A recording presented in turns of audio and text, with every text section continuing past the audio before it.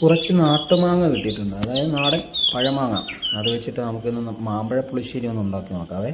പിന്നെ ആവശ്യമായിട്ടുള്ള സാധനങ്ങൾ എന്താണെന്ന് വെച്ചാൽ, ആദ്യം തേങ്ങ, ജീരകം, കുറച്ച് മഞ്ഞൾപ്പൊടി, 2-3 ചെറിയ ഉള്ളി, കുറച്ച് വെളുത്തുള്ളി, ഇതെല്ലാം കൂടി നല്ല പേസ്റ്റ് പോലെ മിക്സിയിലിട്ട് അരച്ചെടുക്കുക.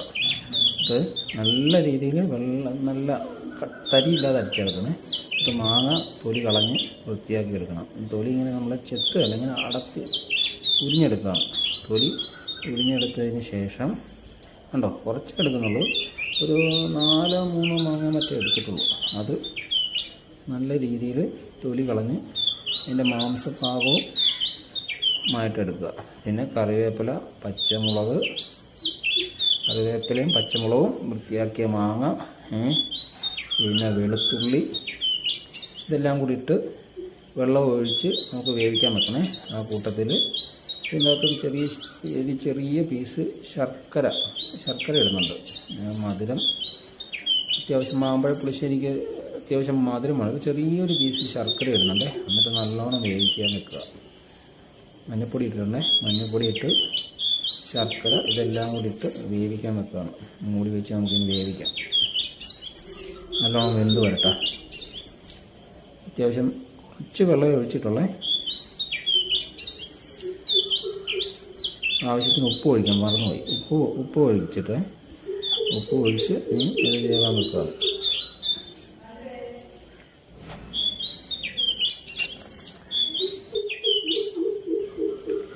നല്ലോണം തിള വന്നിട്ടുണ്ടേ. മാങ്ങ വെന്ത് തുടങ്ങിയിട്ടുണ്ട്.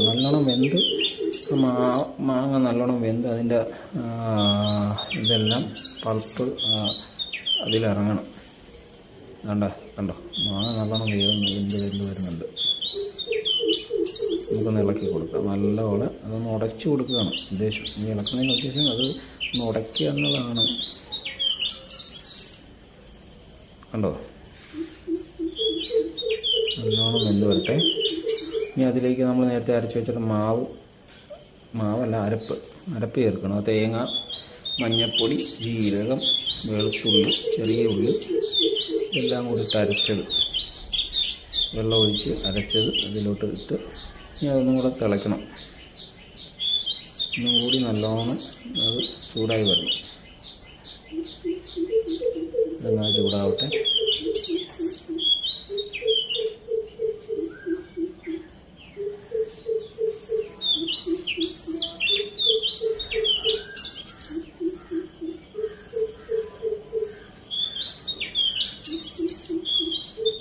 ഇനി അതിൽ തൈര് ചേർക്കാൻ സമയമായിട്ടുണ്ട്. നമ്മൾ തൈര് ഗോകുലത്തിൻ്റെ അധികം പുളിയില്ലാത്ത തൈരാണ്. എന്നാൽ പുളിയുണ്ട്, താനും അധികം പുളിയില്ല. അത് ചേർക്കുന്നുണ്ട്, കുറച്ചേ ചേർക്കുന്നുള്ളൂ. എന്താ, അത് ഒന്ന് മിക്സിയിലിട്ട് അടിച്ച് ചേർക്കുന്നതാണ് നല്ലത്. നമ്മൾ അതേ രീതിയിൽ തന്നെയാണ് ചേർത്തത്. ചെറിയൊരു കട്ട കിട്ടി തൈര് കിട്ടാൻ വേണ്ടിയിട്ടാണ്. അങ്ങനെ നമ്മുടെ മാമ്പഴ പുളിശ്ശേരി ഏകദേശം റെഡിയായിട്ടുണ്ട്. ഇനി താളിക്കൽ പരിപാടിയാണ്. ഇതിനായിട്ട് നമ്മളൊരു ചട്ടി അടുപ്പത്ത് വെച്ച് വെളിച്ചെണ്ണ ഒഴിച്ച് എന്നിട്ട് അതിലേക്ക് എണ്ണ ചൂടായതിന് ശേഷം കടുക് ഇട്ട് കൊടുക്കണം. കടുക് പൊട്ടിയതിന് ശേഷം കുറച്ച് ഉലുവ ഇടാം. കടുക് പൊട്ടിയതിന് ശേഷം ഇടാമല്ലേ.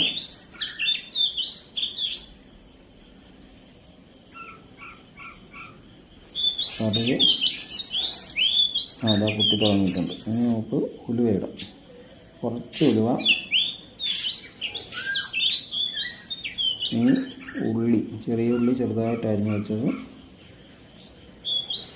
അതൊന്ന് മൂക്കട്ടെ. നല്ലോണം മൂക്കണം. അത് കഴിഞ്ഞ് കറിവേപ്പില, നമ്മുടെ ഉണക്കൽ മുളക്, വറ്റൽ മുളക് ഇതെല്ലാം കൂടി ഇട്ട് മൂപ്പിച്ചതിന് ശേഷം നല്ലോണം കളർ മാറി വെക്കാം. നല്ലോണം മൂക്കട്ടെ.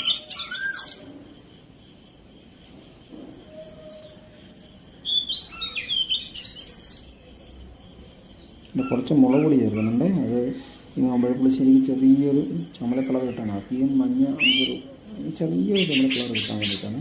എന്നിട്ട് അത് നമ്മുടെ മാമ്പഴ പുളിശ്ശേരിയിലോട്ട് ചേർക്കണം. എന്നിട്ട് താളിച്ചതിൻ്റെ അകത്തോട്ടും കൂടെ ഒഴിച്ച് നല്ല രീതിയിൽ ഇളക്കി എടുക്കണം.